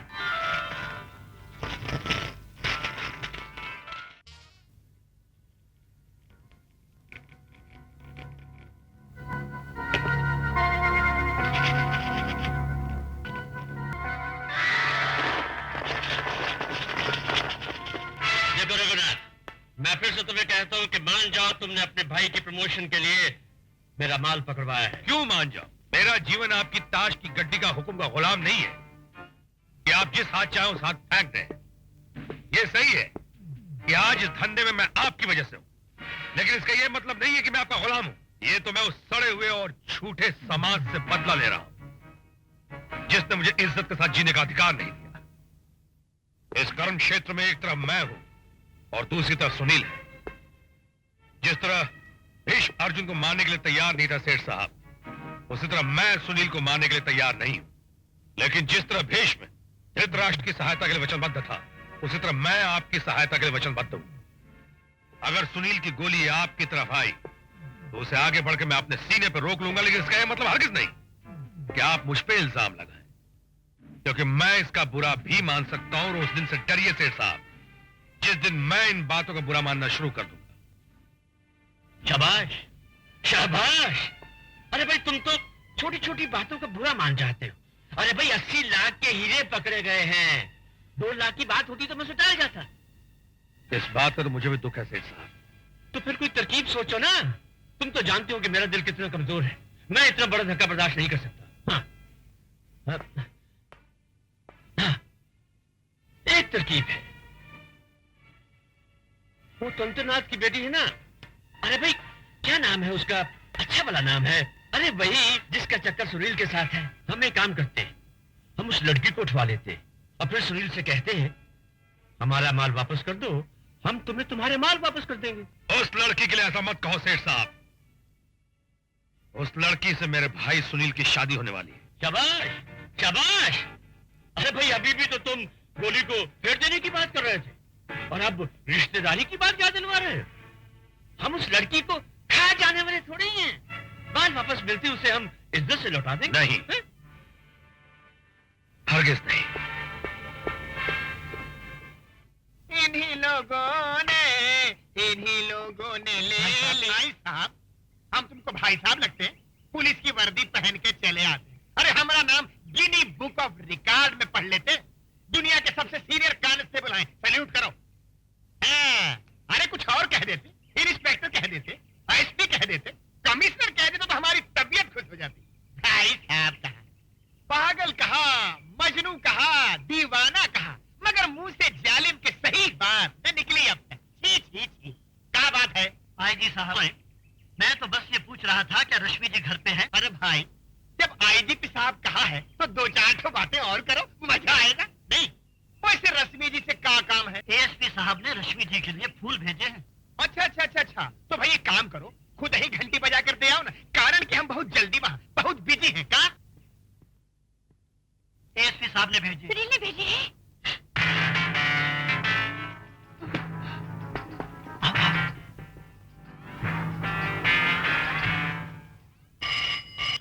Hello, mister Sunil Prasad Roy, ASP. That's right speaking. आप कौन? शाबाश शाबाश, मैं तो मैं ही हूँ। फोन मैंने इसलिए आपको किया है कि अगर मुझे ढूंढना है तो अपनी रश्मि को मत ढूंढिएगा। कौन हो तुम? अगर आज शाम तक तुमने वो सूटकेस मुझे नहीं पहुंचाया तो रात तक तुम्हें रश्मि की लाश मिल जाएगी। ओह, तो इस घटियापन पर उतर आए तुम? आज शाम तक का वक्त है तुम्हारे पास। ओके, वो सूटकेस कहाँ पहुंचा? शाबाश शाबाश। एक गाड़ी तुम्हारे घर के बाहर खड़ी है जिसका नंबर है MRZ258। तुम्हारा वो गधा भोजा बनारसी सूटकेस लेकर गाड़ी में बैठेगा, गाड़ी को स्टार्ट करेगा और फिर टेप रिकॉर्डर को ऑन करेगा। बाकी सब बातें उसे उस टेप के जरिए मालूम हो जाएंगी। लेकिन एक बात का खास तौर से ख्याल रखना, अगर जरा भी सियाना बनने की कोशिश की तुमने तो रश्मि की जान जाएगी। हाँ।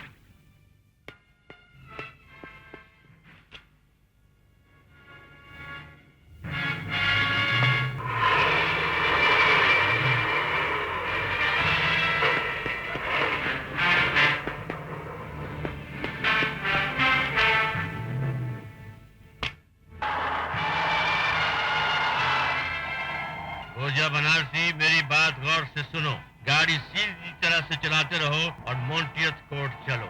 वहां पहुंचते ही तुम्हें एक कार नंबर MRZ2535 मिलेगी। तुम सूटकेस लेकर उस कार में बैठ जाना। बाकी आगे की बातें तुम्हें उस कार के टेप रिकॉर्डर से मालूम होगी।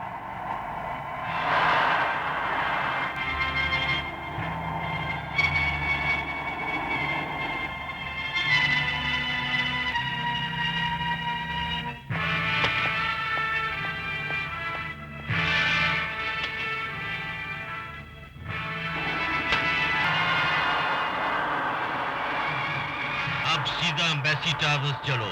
तुम्हारी पिछली सीट पर एक वैसा ही सूटकेस रखा है जैसा तुम्हारे पास है। अपना सूटकेस वहां रखकर उस सूटकेस को उठा लेना और एम्बेसी टावर्स पहुंचकर तुम्हें वहां पर एक कार नंबर MRZ2593 मिलेगी। जो सूटकेस अब तुम्हारे पास है उसे लेकर उस कार में बैठ जाओ और अटलांटिक होटल चलो। वहां के रीगल स्वीट में रश्मि मिलेगी।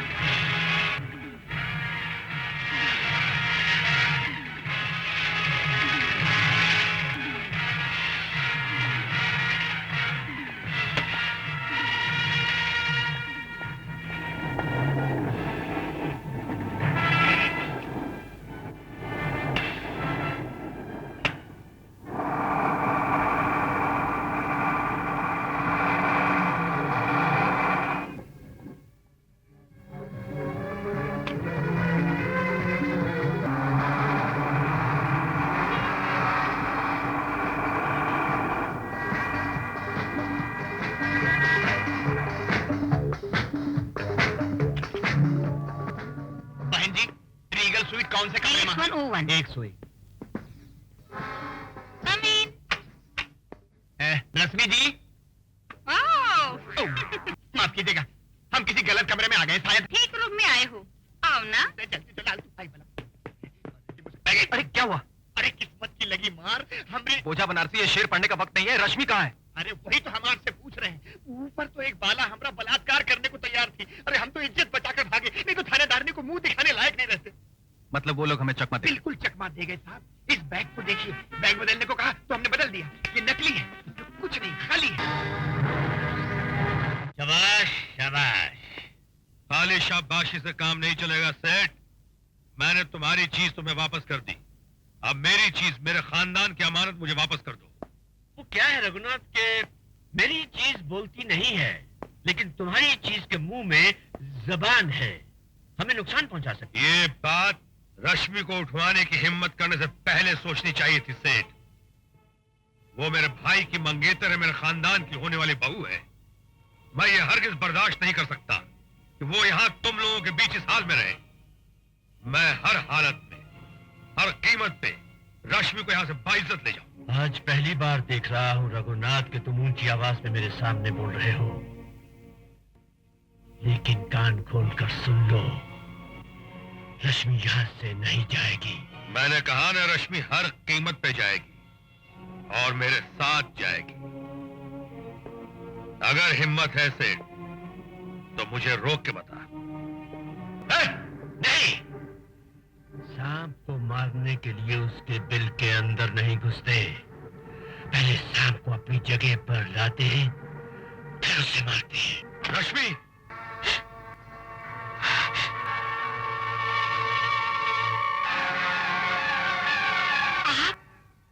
ये एक लंबी कहानी है रश्मि, मैं तुम्हें फिर सुनाऊंगा। अभी निकल चलो, जल्दी करो, चलो।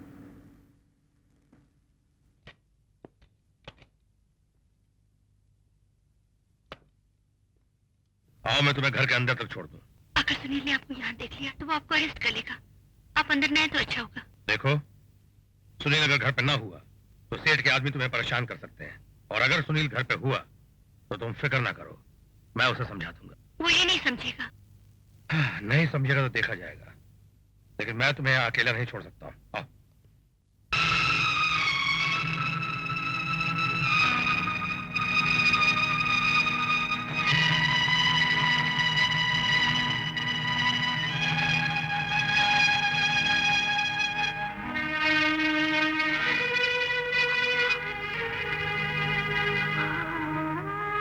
मैं सपना तो नहीं देख रही हूँ ना?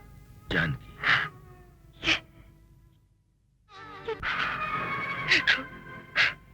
पता है, जिस धूप को मजहब पे धुल गई थी, उसी धूप से और मेरे दिल के आंगन का कोना कोना भर गया है। मैं तुम्हारी जान की थोड़ी मर गई थी। मैं तो न्याय और कानून के मेज पर रखी हुई कांच की मूर्ति बनकर रह गई थी। आज तुम्हारे स्पर्श ने कांच का वो खोल तोड़कर मुझे फिर से जिंदा कर दिया।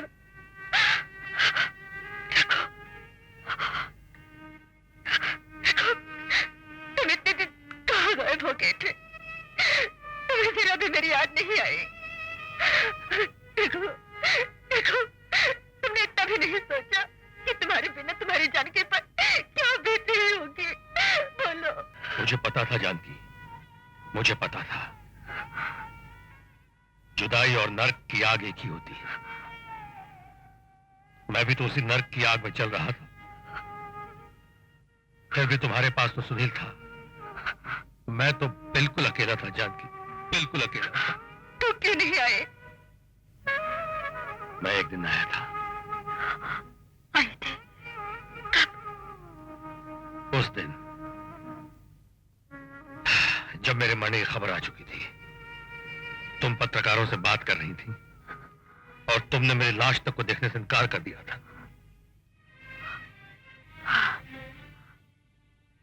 याद आया,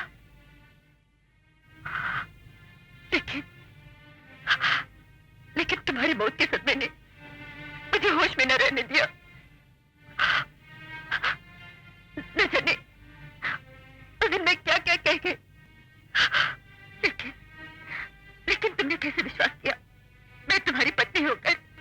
यही सुनकर मैं अपने अंधेरों में और गहरा धंसता चला गया। निकलना चाहकर भी नहीं निकल सका। तुमने ऐसा क्यों किया रघु? मुझे छोड़ दिया, अपने भाई को छोड़ दिया, अपने घर छोड़ दिया। क्यों? इसलिए, उस अंधेरे के लिए जिसके नसीब में कोई सूर्योदय नहीं है। मेरा भाई छोटा सा था और मुझे यकीन था कि उसे तुम मुझसे अच्छा पाल सकोगी। और मैं? तुम बहुत बड़ी थी, न्याय और कानून के शिखर पर बैठी थी। नजर ही नहीं आ रही थी जानकी, और उस ऊंचाई से ये देख भी नहीं पा रही थी कि नीचे धरती पे वही कानून लोगों के साथ कैसे कैसे अन्याय कर रहा है। और ये सोचकर तुमने मुझे जुदाई की सजा दे डाली। और अग्रज जी, वाह, तुमने मेरे साथ बड़ा अन्याय किया। एक सुहागन को इतनी बरसों तक निर्भय बनाए रखा। सिंदूर की वो लकीर जो हर सुहागन के मांग में गंगा की तरह बहती रहती है, और तुमने मुझसे सिंदूर की वो गंगा छीन ली। अब न्याय और अन्याय की बात करते हो। तुमने समाज के अन्याय का बदला मुझसे लिया। तुम्हें समाज हो।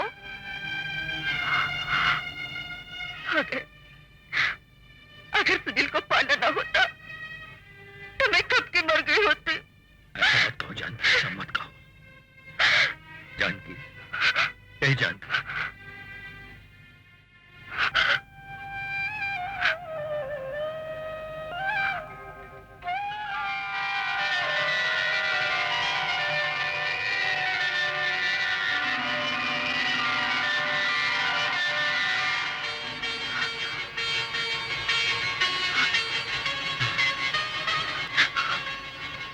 जानकी, जानकी,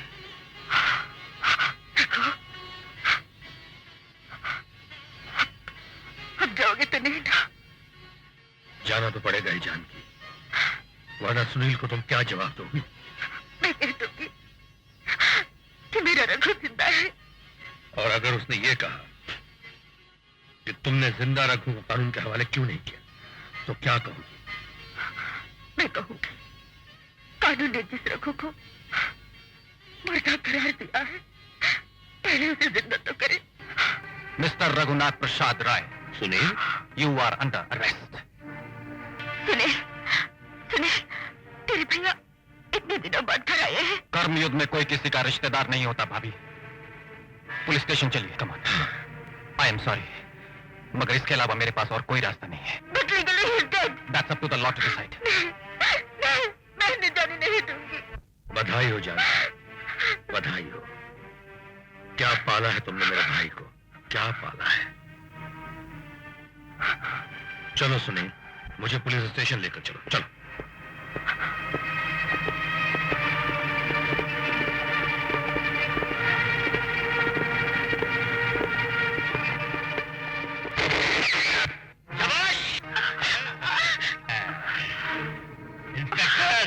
इन दोनों को तो तुम अच्छी तरह से पहचानते ही होगे। ये तुम्हारी मां समान भाभी है जिसने एक रिक्शा पुनर के छोटे भाई को पाल पोस कर ये पुलिस की वर्दी पहनाई है। और ये रेशमी तुम्हारी क्या होने वाली है ये तुम अच्छी तरह से जानते हो। तुम चाहते क्या हो? बस यही कि रघुनाथ मेरा खास आदमी है, मेरे सारे राज जानता है। इसे भला मैं तुम्हारे साथ कैसे जाने दूं? हाँ, अगर जज जानकी और रश्मि की जिंदगी चाहिए तो इसे रहा कर दो। सेठ, मैं गिरफ्तारी नहीं हूं तो मुझे रिहा कैसे करेंगे? मैंने खुद अपने आप को कानून के हवाले किया है ताकि मेरी सजा मेरी आत्मा पे चढ़े पापों के मैल को साफ कर सके। शाबाश, वाह! इतने सालों तक मेरा नमक खाने के बाद उसकी कीमत नमक हरामी करके चुकाना चाहते हो? सरकारी गवाह बन के चुकाना चाहते हो? मुझे जेल भिजवा कर चुकाना चाहते हो? बड़े बेवकूफ हो तुम रघु। और तुम खबरदार, इंस्पेक्टर अगर हिलने की कोशिश की तो याद रखो मेरे आदमियों के पास भी हथियार हैं। और तुम इंस्पेक्टर, अगर तुम इन दोनों की जिंदगी चाहते हो तो तुम्हें कीमत देनी होगी। रघुनाथ को मेरे हवाले करो, उसके बाद मैंने छोड़ दूंगा। नहीं सुने, तुम अपना फर्ज अदा करो। इतना इतने दिनों बाद मेरे पति और तुम्हारे भाई ने गुनाहों के दलदल से निकलकर कानून और न्याय का साथ देने का फैसला किया है। मेरी ये जीत मेरी जिंदगी से ज्यादा है और कानून की ये जीत के लिए मैं 1000 बार मरने को भी तैयार हूँ। इतनी आसानी से तुम्हें थोड़ा ही मारूंगा जज जानकी। फिर अपने आदमियों से कहूंगा। अब डिटेल्स में क्या बताऊं कि अपने आदमी से क्या कहूंगा। तुम खुद ही सोच लो कि तुम अपनी आंखों के सामने ये सारा तमाशा देख सकोगे। हाँ, ठीक है सेठ, तुम इन लोगों को छोड़ दो, मैं तुम्हारे साथ चलने को तैयार। शाबाश शाबाश। अब ऊंट आया पहाड़ के नीचे। इंस्पेक्टर, पहले अपनी रिवॉल्वर फेंको और फिर रघु को आजाद करो। कमान, हरी अप, जल्दी करो, मेरा वक्त बहुत कीमती है। कमान।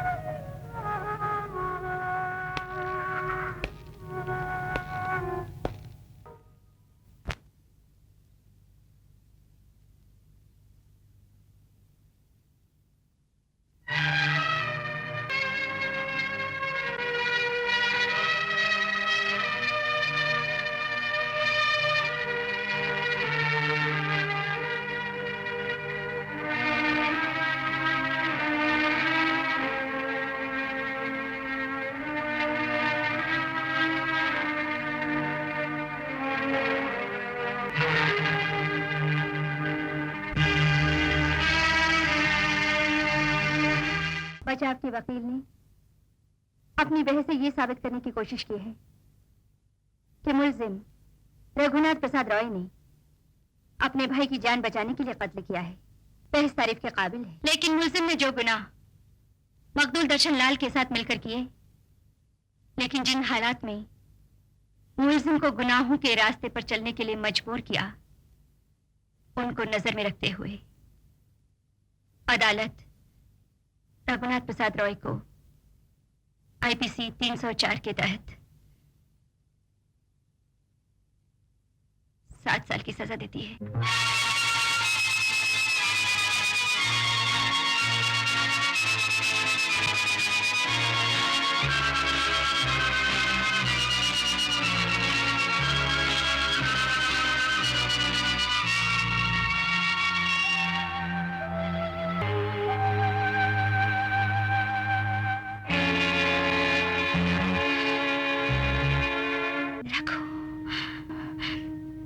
मुझे अफसोस है कि जज होने के नाते अपने फर्ज के हाथों मजबूर होकर मैंने तुम्हें ये सजा सुनाई, लेकिन तुम्हारी पत्नी होने के नाते मैं तुमसे माफी मांग रही हूँ। मुझे माफ कर दो। कैसी बातें कर रही हो जानकी? मुझे हर हाल में तुम पे नाज है। वैसे भी मुझे अपने गुनाहों की सजा मिलनी बहुत ही जरूरी थी। जो भी हुआ उसे एक भयानक सपना समझ के भूल जाओ। 7 साल की तो बात है, बस देखते देखते यूं ही 7 दिनों में निकल जाएंगे। 7 साल तो क्या, 7 जन्म तक भी मैं तुम्हारा इंतजार करूंगी। रघु।